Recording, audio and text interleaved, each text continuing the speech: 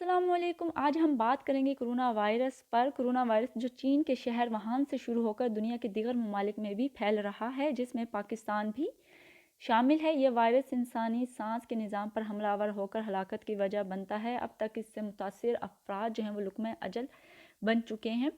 Corona virus کے نصف درجن سے زائد اقسام دریافت ہو چکی ہے۔ جب اس کو خوردبین کے ذریعے دیکھا گیا تو یہ نیم گول وائرس کے کناروں پر ایسے ابھار نظر آتے ہیں جو تاج جیسی شکل بناتے ہیں۔ اسی وجہ سے اس کا نام کرونا رکھا گیا ہے، کیونکہ لاطینی زبان میں تاج کو کرونا کہا جاتا ہے۔ یہ وائرس سانس کی اوپری نالی پر حملہ کرتا ہے، جو کہ سانس کے نچلے نظام کو متاثر کرتا ہے۔ یہ جان لیوا نمونیا یا فلو کی وجہ بھی بن سکتا ہے۔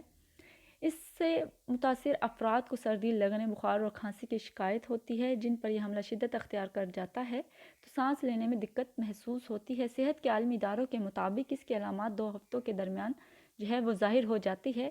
اس کا علاج ابھی تک دریافت نہیں کیا جا سکا، لیکن کچھ احتیاطی تدابیر ہیں جن پر عمل کرنے سے کرونا وائرس کے حملے سے بچا جا سکتا ہے، جو کہ فردر یہاں آپ سے شیئر کی جا رہی ہیں۔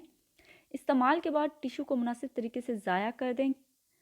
بخار، کھانسی اور سانس لینے میں دشواری کی صورت میں احتیاط کریں۔ اگر آپ کو نزلہ زکام ہے تو اپنے آفس، سکول یا بھیڑ میں جانے کی بجائے گھر پر رہیں۔ گندے ہاتھوں سے آنکھ، ناک یا منہ کو مت چھوئیں۔ کھانسی یا چھینک آنے پر منہ، ناک کو ٹشو یا آستین کے کپڑے سے ڈھانپیں۔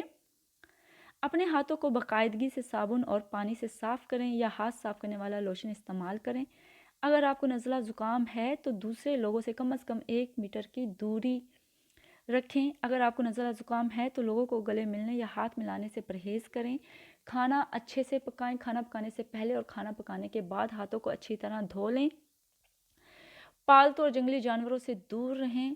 ان ساری احتیاطی تدابیر پر بہت آسانی سے عمل کیا جا سکتا ہے اگر آپ ہر وقت باوضو رہیں۔ جی ہاں، اسلام نے نہ صرف ہماری آخرت کو سنوارا بلکہ ہماری زندگی کو بھی بہت آسان بنا دیا ہے۔ خوش رہیں، اپنی دعاؤں میں یاد رکھیں۔ اللہ حافظ۔